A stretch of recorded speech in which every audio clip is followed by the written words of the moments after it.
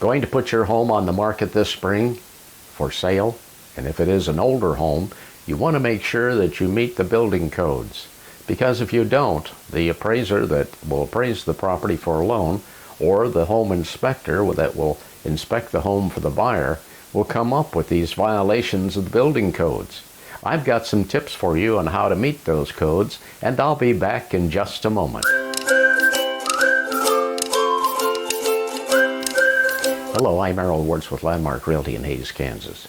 If you're getting ready to sell an older home on the market this spring, there may be some things that you want to check out, and that would be the International Residential Code and the City Building Codes. There are a number of things that an appraiser and a home inspector will look for. One is smoke alarms in the bedroom. Each bedroom must have a smoke alarm, and they must be within 3 feet of the doorway.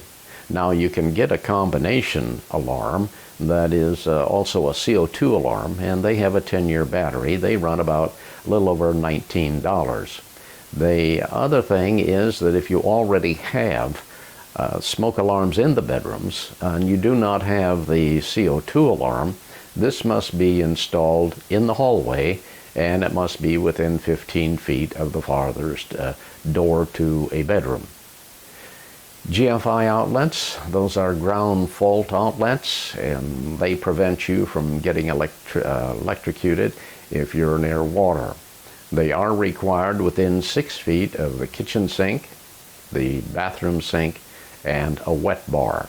And these run about $15 a piece, and you can install them yourself, or you can hire an electrician that would probably cost you anywhere from $50 to $100. They also need to be installed on the exterior of the home and should be installed in the garage. If you have an automatic door opener and it doesn't have a safety switch, that would need to be installed. The safety switch is attached to the steel channel, the track where the door comes down, and it should be just above the floor. And what it does is if the door is coming down and if somebody's walking through, this automatically reverses the door so they don't get hit or injured.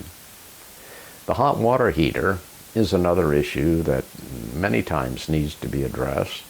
The requirement there is that you have a pipe attached to the blow-off valve on the top of the water heater, and that must extend down to within 6 inches of the floor. Now, if you have an older home and you've had what people would call bedrooms in the basement, but it doesn't have an escape window, that cannot be called a bedroom anymore. And the appraiser will merely say that that's just a room. The only way that that room can be called a bedroom is that you have an escape window. And the sill of that window can't be more than 44 inches off the floor. And you need to have a ladder on the exterior of the window well so that someone can crawl up and get out of the home. These are very important, and these will be requirements. Stairways. If you have a stairway, you need to have a handrail if there's 4 or more risers. And that could be on the exterior of the home. It can also be in the interior of the home. Now, these are just a few of the things that appraisers and home inspectors look for. If you'd like more information, or if you have some questions about the codes, you can give me a call, Errol Woods at Landmark Realty in Hays, Kansas, and I'll be glad to visit with you about those codes. And if this information was of value to you, I hope that you'll watch us again next week. We'll have something new for you then. And thank you for watching.